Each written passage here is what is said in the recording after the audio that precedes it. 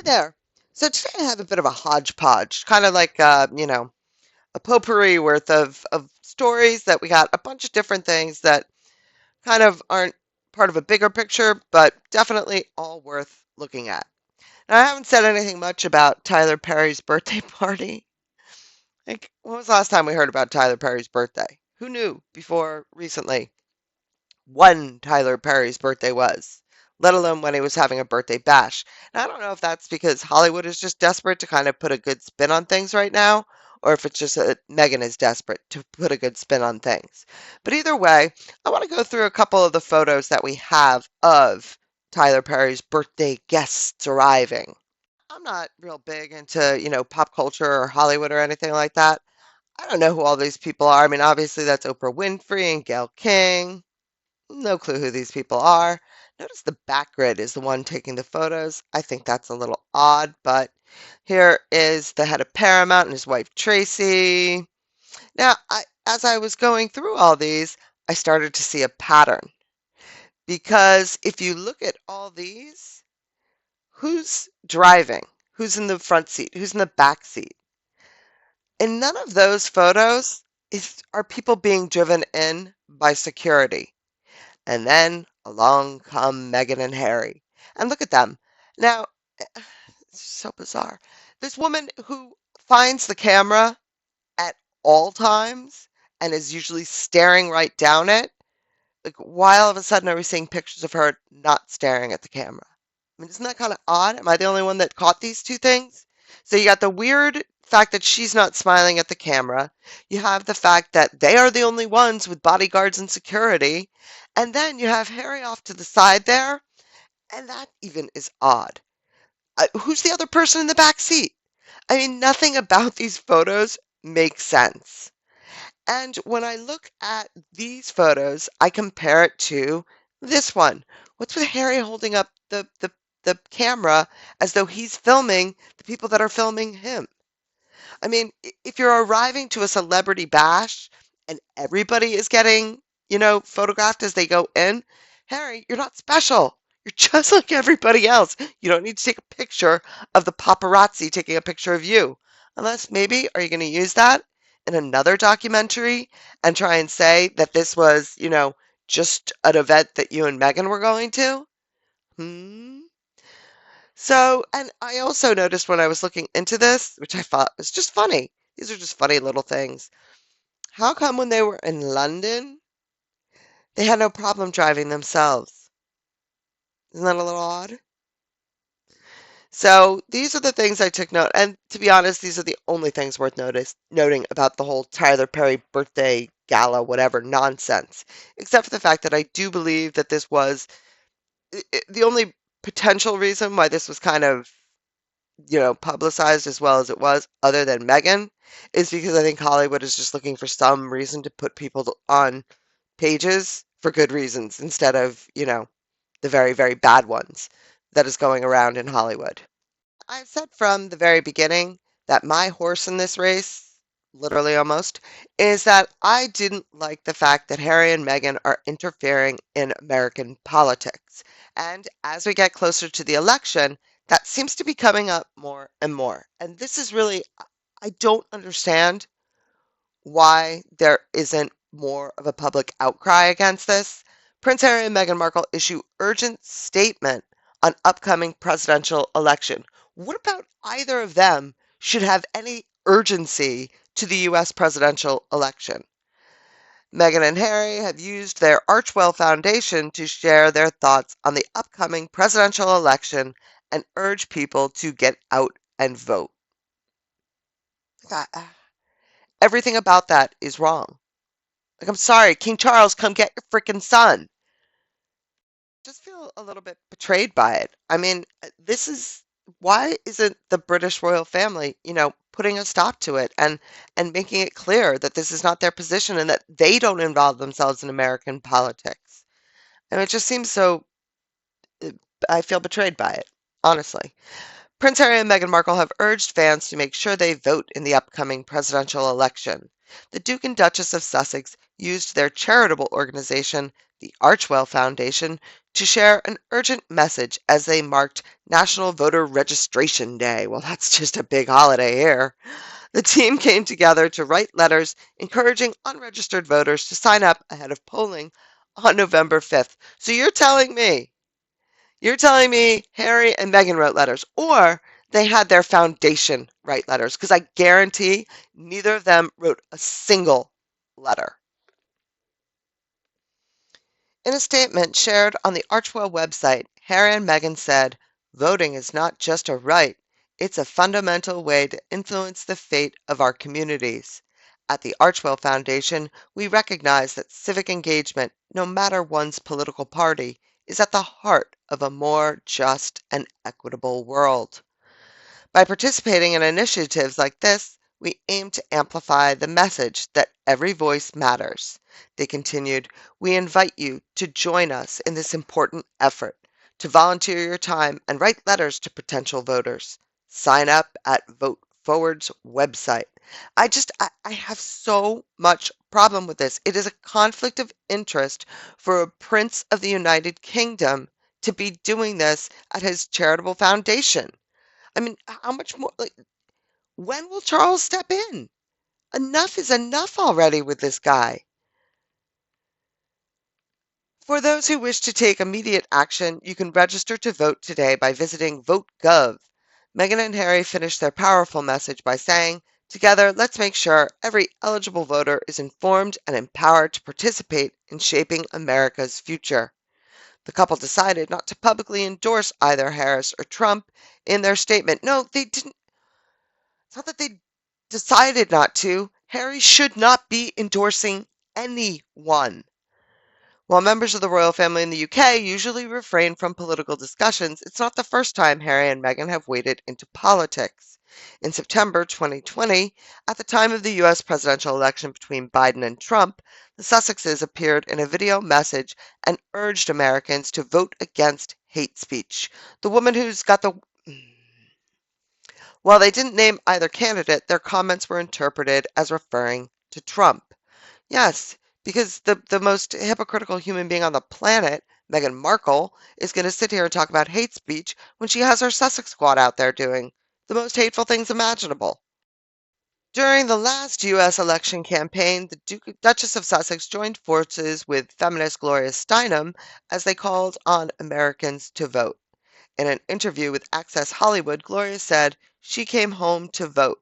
"The first thing we did and why she came to see me was we sat at the dining room table where I am right now and we cold called voters." If you believe that, please let me know down in the comments.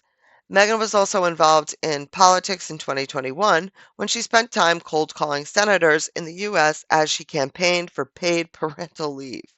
She is said to have cold called Senators Shelby Moore Capito and Susan Collins using a withheld number and told them, "This is Meghan, the Duchess of Sussex." Well, you know what, Meghan? It's a shame you don't know that you are Meghan, Duchess of Sussex. I mean, when you can't even get your own title right, why are you going around spreading it as though you're some freaking status symbol? You don't even know your right title. Now, since I am talking about the election, I thought it would be a good time to mention what I want to do on election night. And I am hoping to get a live stream together where we can sit and we can talk about the election results and in the downtime kind of discuss things that I know there are a lot of words and terms that are kind of thrown around about swing states and what's the Electoral College, and they're thrown around, but people don't necessarily understand them, especially people outside the US. So I thought in the downtime we could, discuss those things and talk about those, answer questions, talk about the Supreme Court and how that plays into it, all sorts of fun stuff like that. And, of course, a little bit of Schoolhouse Rock anytime it fits in. But I thought it would be a fun thing to do. Ideally, if a bunch of other creators wanted to join in, that would be fantastic as well. Certainly the idea of, explaining some of these common terms that are just kind of idiosyncratic to the US that, I thought it would be a fun way to spend the evening and to watch and to see what What happens? Because this is going to be a big one. I've been saying it, obviously, as many others have, that this is really a watershed election, and those are always kind of exciting. So mark your calendars, and hopefully, a lot of people will come join in. Now, next up, and this is kind of a very interesting article because I do think it's true. But the interesting part of this is that this is actually a London-based reporter that's reporting this. Royal family, Meghan Markle reeling as American media savagely turns on the Duchess, which is pretty true. The so-called Bible of showbiz has turned its back on Meghan Markle in a savage article slamming her as Duchess difficult. It's not exactly like it's a new term used to apply to her, but I do think it is very significant. Up until now, the tabloids haven't wanted to quote unquote bite the hand that fed them, right? They're getting money off of the clicks and views, even if it is hate watching. But now, like it's kind of gotten to the point that they can't ignore it anymore. And so I think this is a good thing. And once this, kind of becomes more typical in the US, the same thing is going to start happening around the world and other places. They're not going to be able to get away with these puff pieces if the US tabloids, which because they're in the US, and if the US has turned their back on them, they're not going to be able to keep printing these puff pieces because it's just not going to be believable. No, I don't think it's as dire yet as we may hope it is. I mean, I know a lot of people say, they're done in Hollywood, but the thing is, nobody has to like you in Hollywood for you to still be able to make waves, make things happen. So, I mean, I think it's a move in the right direction, and I'll just leave it at that. Meghan Markle is reeling after a savage article was released about the Duchess in the American media. It has been claimed. So the claim being that she is reeling. Like, really? Was this a surprise to you, Meghan? The Hollywood Reporter recently shared the story that surprised the guests on the latest episode of the Daily Mail's Palace Confidential. The Mail's Richard Eden referred to the publication as one that is not very sensationalist. Speaking on the show, The Mail on Sunday's Charlotte Griffith said, I think it'll be difficult for Meghan because, of course, she really cares for what the Hollywood Reporter thinks. She's a former actress, and this is her world. She lives in California, she hangs around with Hollywood stars, and she ran away from the UK. And so did Harry to escape these kinds of reports. Ha! I love that line because they're acknowledging, hey, they had no choice but to leave the UK. This didn't happen to them. They created this. Reflecting on a similar article in the UK media, she said that the piece held back, unlike the US media. She added, it is savage, as you say. Meghan and Harry stepped down from royal duties in early 2020 and moved to the US shortly after with their son, Archie, now aged 5. The couple now reside in Montecito with Archie and their second child, 3-year-old Lily. So interesting. And what I liked about this was that it was the British perspective on the American article. I thought that was kind of unique, and I think that's great. I think it's a good thing.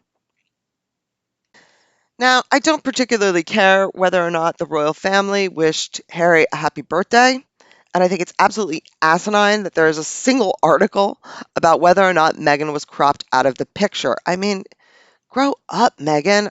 It's just ridiculous. But we do have this saying why the king didn't publicly mark Beatrice's daughter's birthday, but celebrated Harry's. King Charles wished his youngest son, Prince Harry, a happy 40th birthday last week on the royal family's official social media channel, but didn't do the same for another royal. Princess Beatrice's daughter, Sienna, turned 3 on Wednesday. The youngster's big day wasn't marked by a special announcement from the royal family, despite the Duke of Sussex receiving a happy birthday post from the king when he turned 40 on Sunday. One of the most likely reasons behind the absence of a public acknowledgement may be linked to Princess Beatrice and Eduardo, her husband, desire to keep the youngster out of the spotlight. They make it sound as though just because it wasn't announced publicly, like I'm sure the king acknowledged his, what would she be, his great niece? I'm sure he acknowledged her birthday privately. I mean, let's move on, people. It's so ridiculous. If it wasn't for Meghan Markle, no one would even notice whether or not he wished Sienna a happy birthday. So, Next up, Meghan Markle facing two choices as Prince Harry braces for UK return. See, this is why I'm saying I believe Harry is still in the UK. I believe he went from he went from California to the UK for his uncle's funeral. I believe he is still there. I believe he may come back or he may come back via Zoom for whatever it is that he's doing in New York. And then he goes back to the UK. It's silly. I don't think he's been in California since August. Now, although that's not a big deal. I mean, people with these types of careers, I get it. They travel and everything, and they may not be home for a month or two. You know, when they're on location for a film or whatever. I'm sure that happens. But it's interesting that at the same time, we're getting these newspaper reports that they're out there walking the kids to school. Dude, you're not walking your son to school. Stop playing us for fools. We know you aren't. We don't even know if you have a son, but we know you aren't walking anybody to school. Now, this one, these people. Princess Catherine's subtle message in recent video decoded by expert. A PR expert has claimed that the Princess of Wales appeared to be trying to share a subtle message to royal fans with her hopeful update on her cancer journey. 6 months after revealing that she was undergoing treatment for an undisclosed form of cancer, Princess Catherine shared the welcome news that she had finished chemotherapy earlier this month.